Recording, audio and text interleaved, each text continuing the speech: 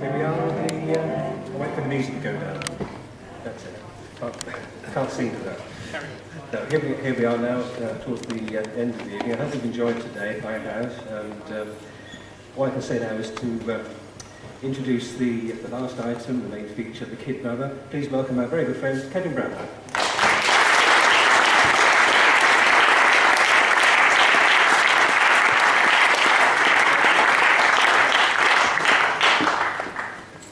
Dave White has already just told me that I've already told you the story of how I met Harold Lloyd, so I'll skip that and come to going to America for the first time in 1964. And Harold Lloyd invited me to his enormous mansion and his even more enormous grounds. And towards the end of the interview, he said, how'd you like to see a picture? And I said, I can't. I've got to go and see Alan Dwan.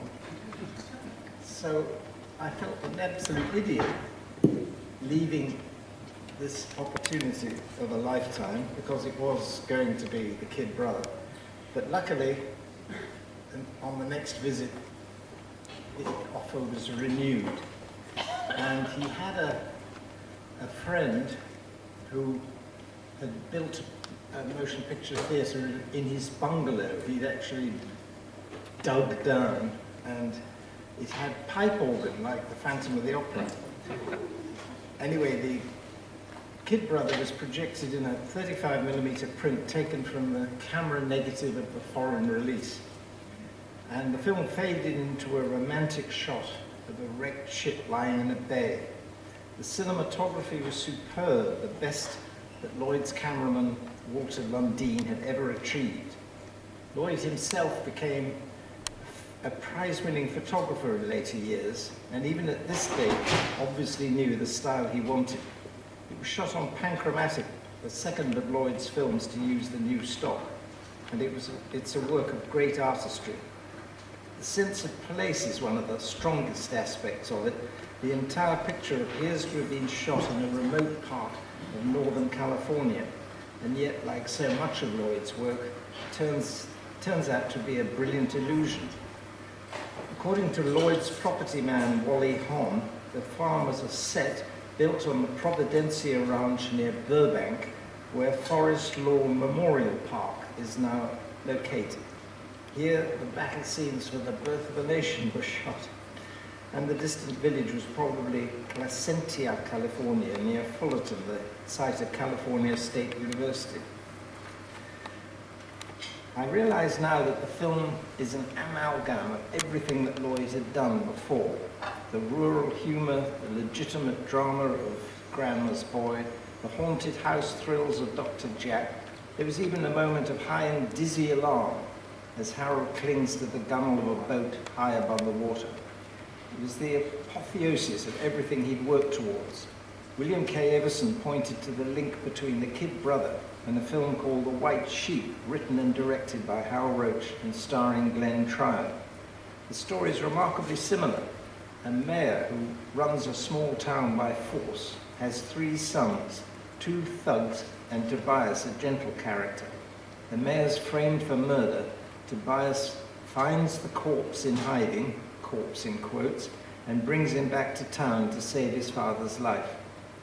Despite all this, the film that the Kid Brother most resembled to me at this first viewing was Tolerable David, 1921. I learned that Lloyd greatly admired the film and even cast one of the 3 outlaws from that picture, Ralph Yearsley, an Australian who'd become a close friend, as the bully.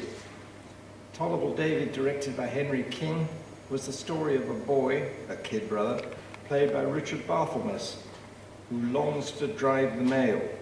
His older brother has this job, and when he's brutally beaten by the most vicious of the 3 outlaws, the kid gets his chance.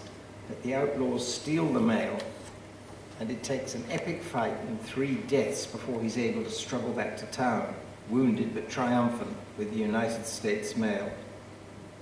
Directorially, The Kid Brother was equally astonishing, yet Lloyd had more directors come and go on this film than on any other. Lewis Milestone, later to make All Quiet on the Western Front, started the picture, but contract troubles with Warner Brothers forced him to withdraw. Milestone told me in 1970 that he said to Lloyd, "I've watched your operation. You could get along very well without me because you've got so many people, the gagman and yourself, it's not going to hurt a damn bit if I check out. Allow me to quit." Lloyd let him go and replaced him with Ted Wilde, a gag man who directed The Battling Orioles with Glenn Tryon for Roach. It showed a certain talent but was nothing exceptional, whereas The Kid Brother and another Wilde-directed film, Speedy, are among the best silent comedies. And not even Wilde lasted for long. In November 1926, he caught pneumonia and was replaced by Lex Neal, Buster Keaton's old friend from Muskegon, and J.A. Kit Howe, two more gag men.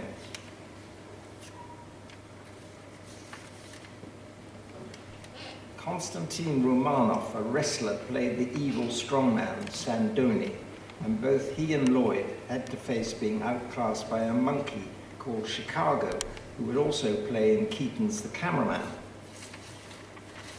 When the film was over, I went up to Lloyd to congratulate him. I told him that he'd made a masterpiece and that I admired it more than any film of his I'd seen, and I liked all his features enormously. He was gratified by my reaction, but he was surprised too, for in 1927, Lloyd had been disappointed by it. He'd said then that it was composed of the best features of Safety Last and Grandma's Boy. Quote, "But it isn't as good as they were, in my opinion. I mean, it didn't come up to expectations. We had twice as many gags and sequences planned, and worked out, and even shot as we actually used. We took a little over 6 months to do The Kid Brother. We went slowly, purposely, because the one before it disappointed me, and we wanted The Kid Brother to be better. I made special efforts to turn out a good one, and he felt he'd failed. He barely looked at it for 40 years. In October 1970, the Sunday Times marked the 75th anniversary of the cinema with a spectacular exhibition at the Roundhouse in Camden Town. I suggested to the organisers, George Perry and Colin Ford, that they invite Harold Lloyd, whom they admired, and that he bring with him The Kid Brother. The film was a triumph. People who associated Lloyd only with stunts on tall buildings were amazed by the inventiveness and style of this rural comedy. When Harold won his fight on the boat, the audience cheered him to the echo. Proved to be his last public appearance, Harold Lloyd died in 1971 at 77. Thank you.